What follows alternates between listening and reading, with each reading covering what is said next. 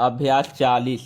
महोदय, मैं समझता हूँ कि ऐसी ताकतें इकट्ठी हो रही हैं जिनसे खबरदार रहने की ज़रूरत है।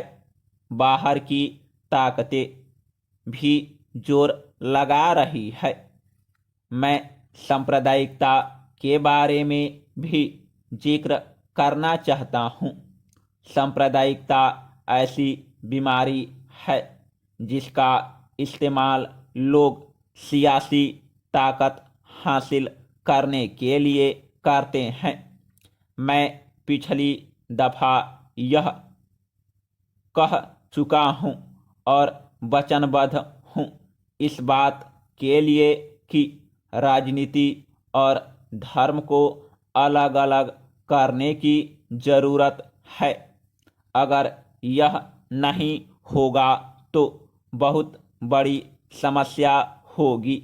हमारी एक और बड़ी समस्या यह है कि हम देखते हैं कि किसी न किसी गुरुद्वारे से, मंदिर से, मस्जिद से आवाज़ें उठती है कि हम सुरक्षा चाहते हैं, हमारे फिरके पर आक्रमण हो रहा है, हम एक अलहदा कौम हैं।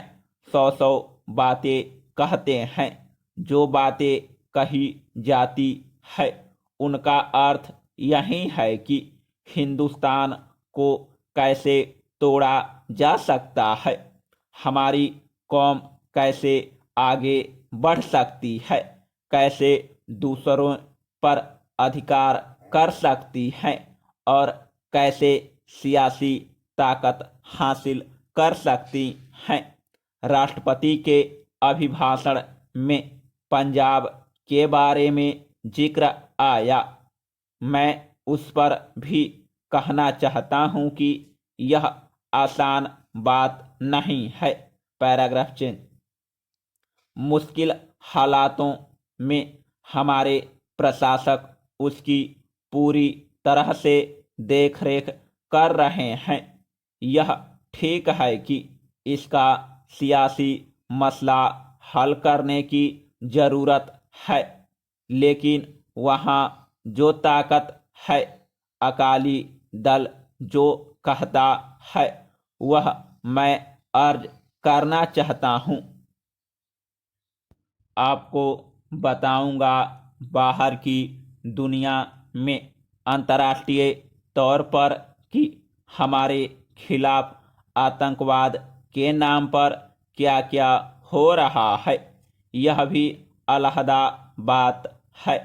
मैं कहना चाहता हूँ कि जो ताकत अपने आप को दल कहती है, यह दो हिस्सों में तकसीम है। वे कहते हैं हमको सरकार दो। अब सरकार किसको दे यह खुद उनको पता नहीं लगता है। यह खुद उनको पता नहीं लगता कि सरकार किसने बनानी है, किसने नहीं बनानी है। वे यह कहते हैं कि जो सिख हरियाणा में रहने वाले हैं उनको चाहिए कि वे देवीलाल जी की मदद करें। किस बात के लिए बताएं तो सही, बातें तो खुद कही उन्होंने झगड़े डाले हुए हैं, वे हम पर थोपते हैं।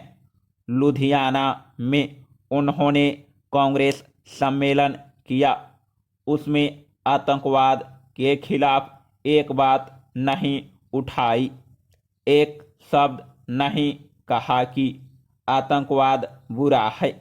आतंकवाद क्यों है? जो ऐसी गतिविधियां करते हैं हम उनका मुकाबला करेंगे। छोड़िए उनका मुकाबला करने की बात, उनकी जुबान से वह नहीं निकला।